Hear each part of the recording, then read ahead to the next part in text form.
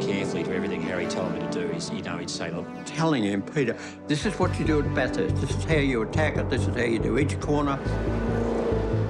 When you go over the top of the mountain at Bathurst, you go over full chat.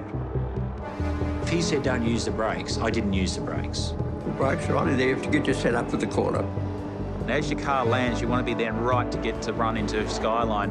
Go back to third, you let the car then use the engine brake over Skyline, because again, you don't want to use the brakes because you'll get the attitude of the car out of sync.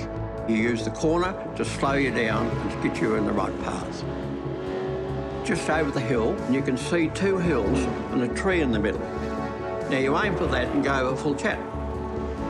You had to do whatever you could, give the car a flick in the corner, let it float through, do all those sorts of things, but do not use the brakes, because the brakes had a limited life. The dip is really exciting because the car gets really light, but you've got to be really precise because you want to exit out of the dipper because it's a short run down into Forest Elbow, which is up to third. Very tricky Forest Elbow because you're braking around the corner, which you tendency to have a lock up in the front wheel. I'm looking for that crack in the gap on the inside.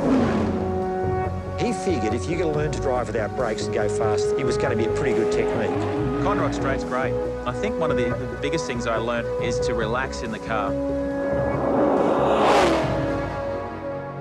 It was a technique that I learnt. It took a lot of discipline. It was very easy to sort of say, let's jump on the brakes. And I can still feel that brake pedal pulsing under my feet and the car not stopping to this day. I finished third, did what Harry said, and I think that's what clinched to drive with Holden Dealer Team on a full-time basis.